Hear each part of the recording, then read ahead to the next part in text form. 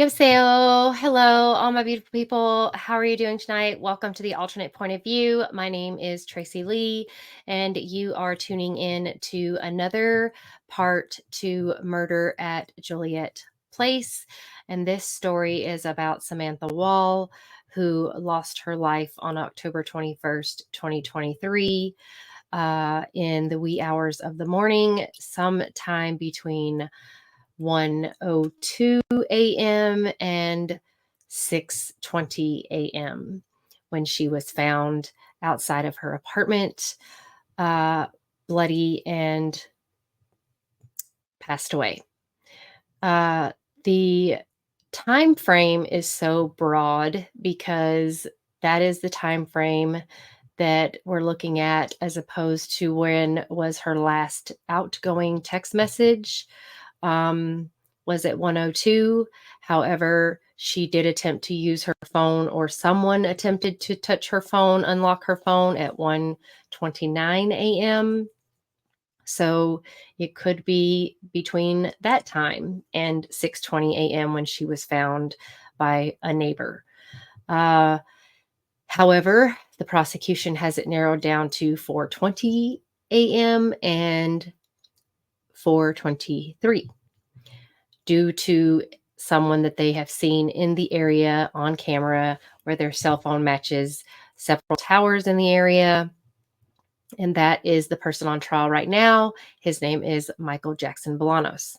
Now, what we have gathered from the trial so far is that Samantha, obviously knowing Detroit and who Samantha was as a person, was a very popular person, a very giving person, a very engaging person.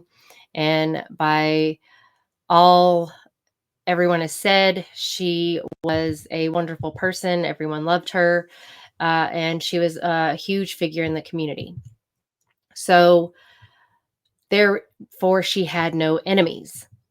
What Samantha did have was a lot of suitors, according to one of her friends, that gave a lot of names for the police to look at.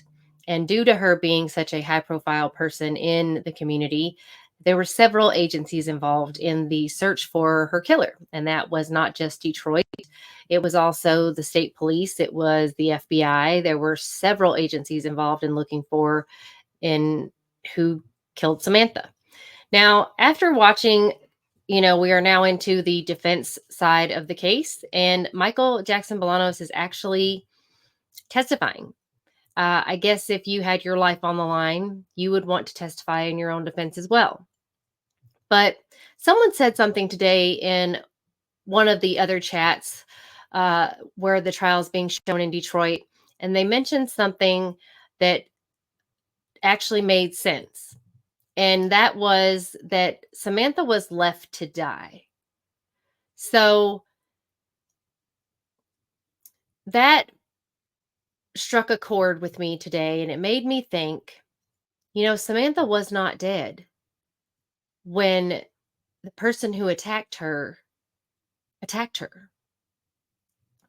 Now, the defense had their own pathologist on the stand today that made a lot of sense. And it's something I've been saying in all of these videos all this time is the autopsy has bothered me from the beginning. The autopsy has bothered me because I never felt it was thorough. I thought it was too fast. And even when I asked a friend, someone who knew Samantha, someone who's the same religion as Samantha, uh, was on his YouTube channel last Sunday, and asked why, is this a religious thing that her body was so quickly released and the funeral happened so suddenly? And it was explained to me that, for an Orthodox Jew, of course, they want the body right away, and they normally wouldn't want an autopsy done. But Samantha, again, as I've said before, and this person informed me their family was not Orthodox. They were pretty traditional, but not so traditional that they wouldn't want to have a thorough autopsy done. And as far as they knew, it wasn't requested for her body to be returned ASAP. So it was kind of strange to me that when during the trial they were also talking about how they got fingernail clippings, but they didn't get any fingerprints from Samantha. They didn't get any other type of uh, touch type DNA or any hair fibers or anything off of Samantha. Obviously, they stated that her clothing was drenched in her blood, so there was no way for them to figure out, uh, you know, if there were anything on her that belonged to someone else. But they did do the rape kit, don't forget, that they've yet to test. So they have not tested the rape kit to figure out if she had been with anyone recently. Also, when the person said today in the other chat that she had been left there to die, it correlated with what the other forensic pathologist said about the wounds.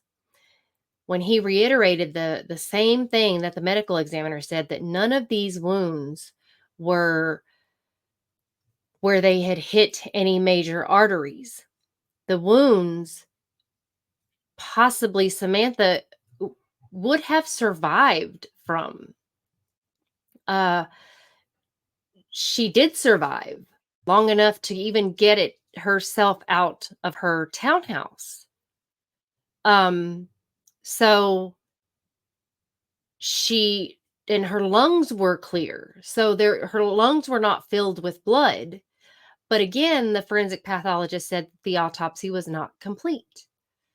How could they know if these injuries, obviously, these injuries did cause her death at the end, but she was left there. She could have been saved. So, who did this to her? Was it someone who was supposed to spend the night? Where is this David W. person? What about Aaron? Why is everyone written off just based off their cell phone data and their buccal swabs? Because Michael also gave up his buccal swabs and his don't match. Also, they found her spare key in the floor of her living room, and the spare key box was open. They didn't have to put the code in because it was already unlocked. Did Samantha use her own spare key to get into her apartment? Or did someone use the spare key and go into her home? But they didn't get a good fingerprint off of the key box. So what was tested were all these swabs from all of these different suspects. They tested the key box, but didn't get anything off of it, except that it did have 4 different individuals, and one was a male, but they couldn't find who it belonged to. But there are 4 different individuals on that key box and one male. But don't know who. The front door turn lock belongs to Samantha and an unknown. There are all of these unknowns, but they're not to Michael. So it could be someone Samantha knew. Maybe it's none of these people that were listed because it all says no match for any of the people that they tested. Or maybe it is someone she didn't know, but it also is no match to Michael. So who could it be? Could it be someone Samantha was just now talking to that no one knew she was talking to? We have no idea, but what I do know is that there's plenty of reasonable doubt. Now, Michael is on the stand in his own defense right now. He is fighting for his life. He has now admitted, and I guess did admit, but it hasn't been seen in the trial so far, that he did touch Samantha's body, that he was there and saw her on the ground. He admitted to touching her neck to check her pulse, and he admitted to getting her blood on him.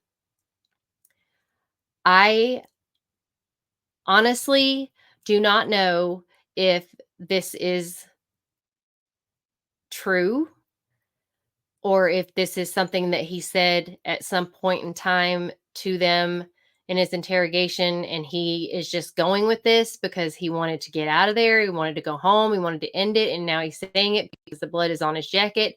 But again, this is a mixture of blood on his jacket, these two spots, and they're a mixture of her blood and someone else's, but it is not his, which is very, very strange. Also, I mean a mixture to the point of one of the spots is 64% hers and 36% someone else's, but not his, which tells me that because his items were brought in for swabbing and analysis at the same time that Jeff's items were brought in for swabbing and analysis at the same time that Samantha's blood was brought in for comparisons all on the same days seems pretty strange to me.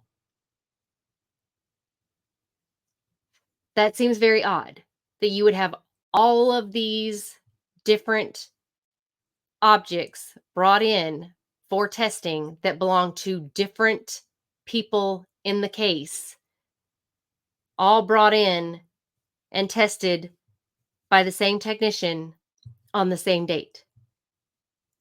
So December 11th, black North Face jacket, a flashlight, another light, and this is all from, one of these is from Jeff, and the rest of these is from Michael. They tested for Jeff's and Michael's jackets. Also, the folding knife for Jeff, Michael's folding knife, Nike shoes, hood, Michael's North Face jacket, Michael's Stanley knife, Michael's ski mask, leggings, his multi-tool, his black jeans, his sweatpants, his red flashlight, his gray black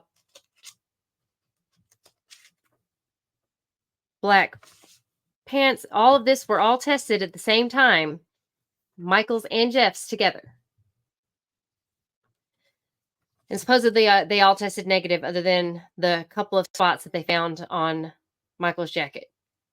All of these things are tested at the same time, Michael and Jeff's stuff together. So I don't know. I think that's kind of strange. Also, they had Jeff, Michael, and Samantha stuff at the same time. Again, December 11th, they have all of this stuff at the same time. I don't understand how you can put all this stuff together and they're not think there's going to be cross-contamination. So I don't know if Michael really did see Samantha's body or if this is the defense strategy or if he said this and now they have to go with it because he said this. I don't know. If he did see her, he said she was cool to the touch and sticky. Then that would mean that she would have had to have possibly died a little sooner. And that does not match the 420 movement. I honestly have no idea. I'm very confused about the timeline. I believe the timeline still matches between the 1 to 2 time frame and that she did go unconscious like the forensic pathologist said today, that one stab that went in her head, it did go through the skull, even though the medical examiner said that it didn't go into her brain.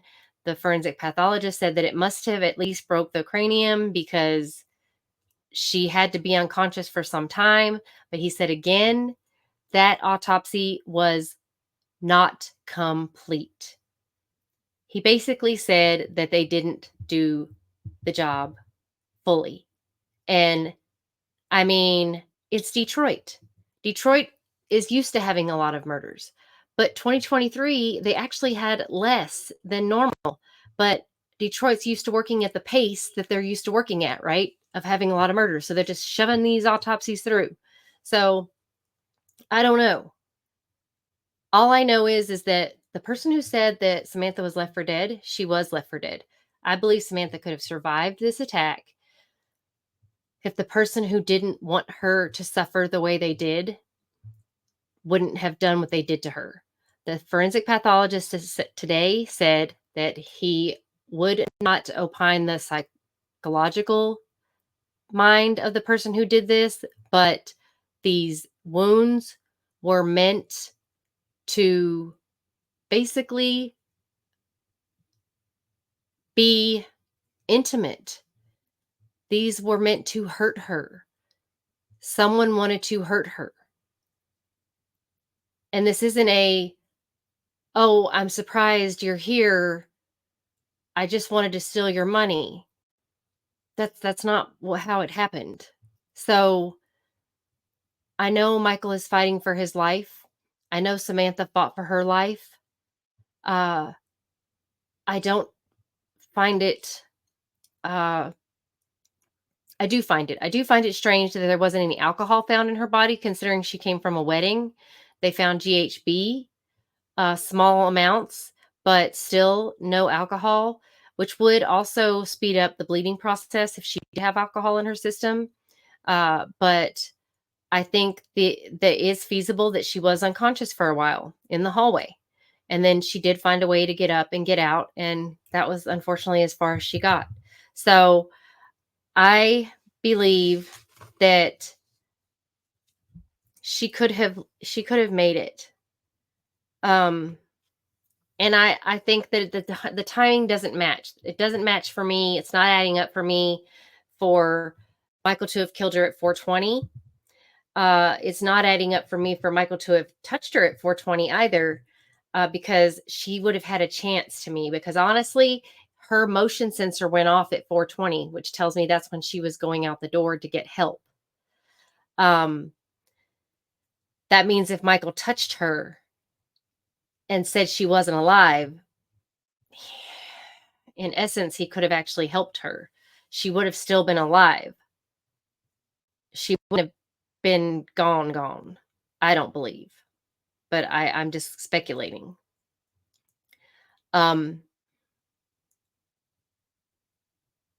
it just doesn't add up. This 420, that everyone's stuck on 420. So if anyone out there can help me figure out this whole 420 thing, but I think there's something definitely different about the timing. I think the timing is off. I think that some people are fixating on some times that probably shouldn't be fixated on. There's the last message at 102 outgoing. People also kept talking about that he was on some kind of scanner app. That wasn't until after November. So he wasn't on that during this October happening. So I have questions. Who had the code to Samantha's key box? Did they ask everyone about that? Who told the truth? Who didn't? Did Samantha use the key to get in there instead of fumbling for her own key in her purse? Did someone else use it? Why didn't the prosecution call the original officer in chief if she was available instead of calling the one who was only in charge since last month? The ADT test. I have more questions about the ADT. Can you personally set how long it takes for your ADT system to go into idle mode? And just because it picks up movement, let's say in your living room, and then goes into idle mode, does that mean that your system knows that you're in the living room and then it doesn't pick up movement until you go into another room? So is that how it works? So now if Samantha had gone upstairs at some point, would it have picked up movement upstairs?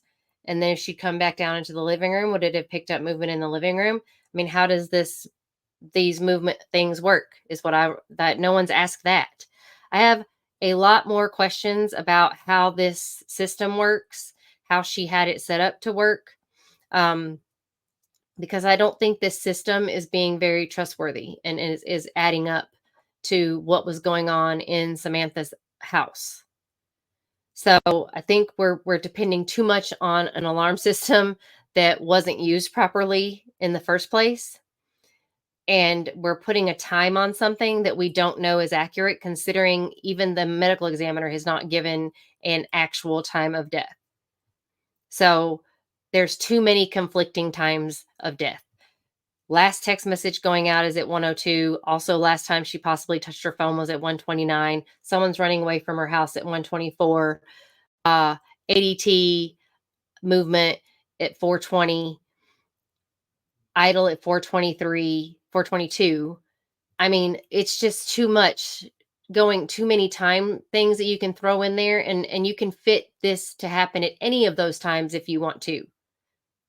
So I think we need to have the medical examiner we need to find the autopsy report and figure out exactly when the time of death is based on her organs, her stomach contents, her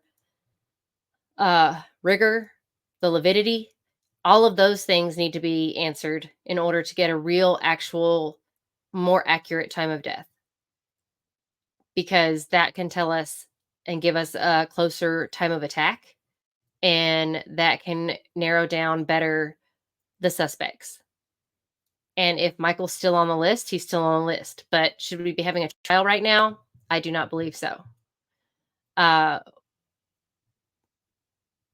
Anybody have any comments about that? Would be great. Any more people to put on the list? Anyone who knows any of these people? They did bring up Brett Foreman on the stand. He did have a very strange conversation with a friend. I am in true crime, and I don't believe that I would have a conversation even with a friend about a friend of mine if they were murdered, how I would do that, even being a true crime person. That's not something that I would think of unless I was trying to figure out who murdered my friend.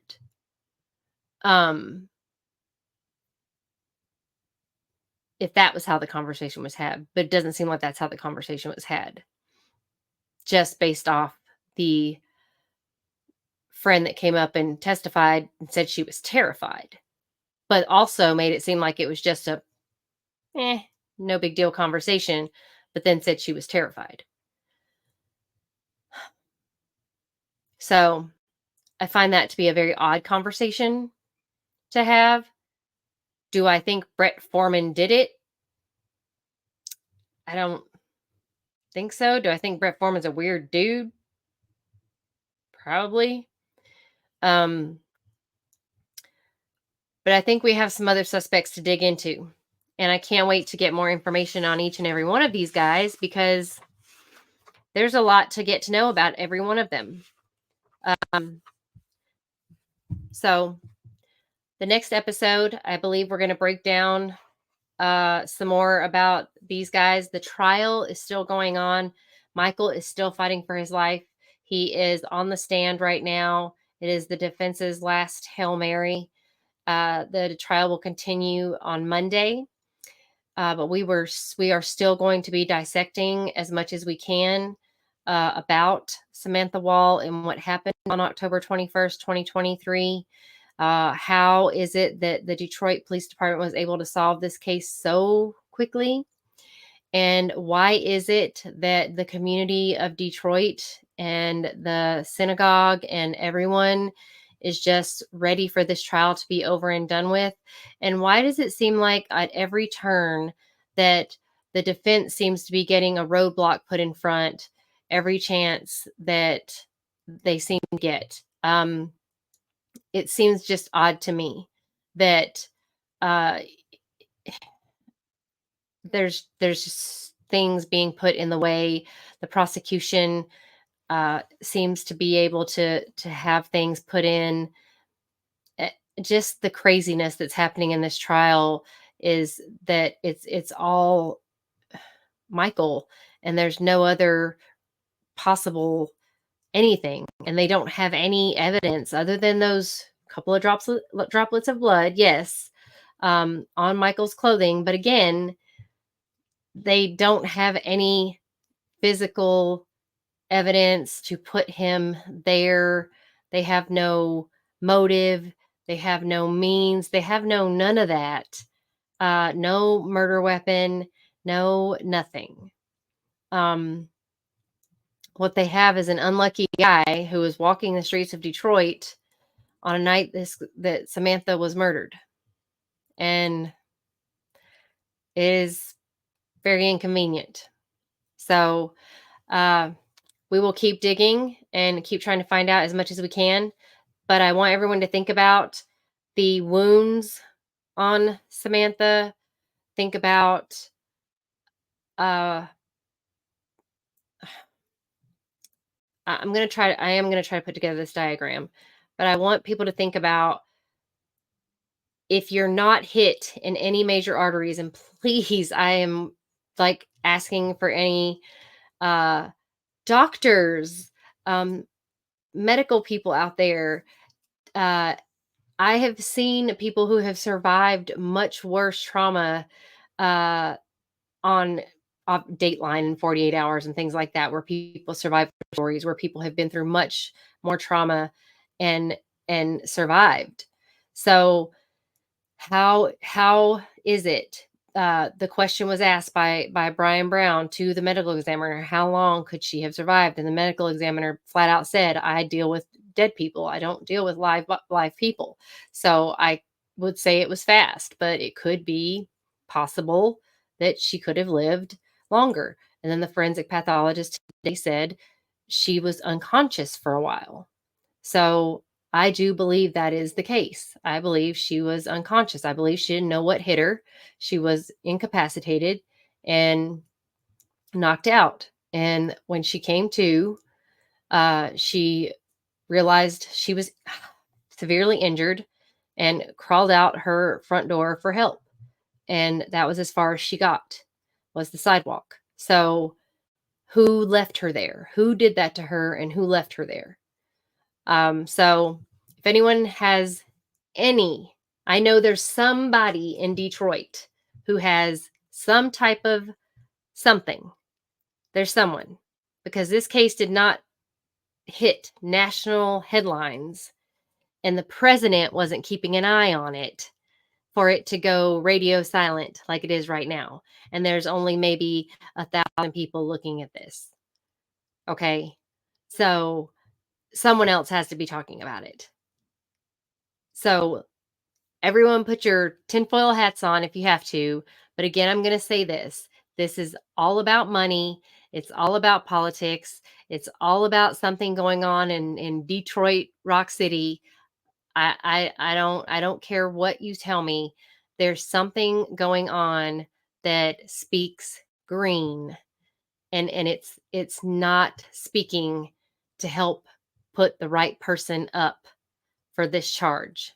It is all about sweep it under the rug so that we can keep on moving and keep on rolling the dough in. And I, I just know that the wrong person is going to go down for this if we do not put some light on it. So let's get justice for Samantha Woll and justice for Michael Jackson Bolanos. So put eyes on it, share it, pray about it, bless it, but talk about it. Let's get some justice. I appreciate everyone so much. Thank you for listening. Please talk about Samantha Woll. Please share the trial. If anyone has any more information, please let someone who's listening know. Thank you. 감사합니다.